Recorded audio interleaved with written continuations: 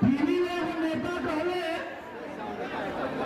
कि भारत माता की जय सुन के उनका कपार में बड़ा होके लगेला। हम कहें अच्छा। भोजपुरी स्टार दिनेश लाल यादव उर्फ निरहुआ ने एक सीएम के बारे में चुनावी सभा के दौरान विवादित बयान दे दिया। निरहुआ ने कहा कि झारखंड के सीएम हेमंत सोरेन कहते हैं कि भारत माता की बात सुन दिमाग पागल हो जाता है। इस बयान पर ही निरहुआ ने कहा कि इस तरह कोई बात सीएम नहीं गधा कह सकता है। इस सब के बयान के बाद लोगों ने जमकर तालियां बजाई, लेकिन भोजपुरी स्टार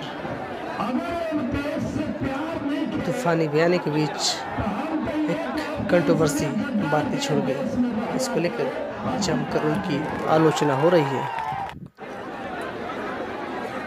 निरहुआ बीजेपी के लिए चुनाव प्रचार कर रहे हैं और इन दिनों पश्चिम चंपारण में सभा को संबोधित कर रहे थे।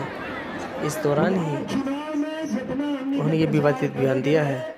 निरहुआ लोकसभा का चुनाव आजमगढ़ से बीजेपी के टिकट पर लड़ चुके थे, लेकिन उस दौरान भी चुनावी सभा के दौरान कई ऐसी बातें और घमंड वाली बातें करते थे जिससे वोटरों ने उनको हरा दिया और अखिलेश सिंह यादव को वहाँ से जिता दिया।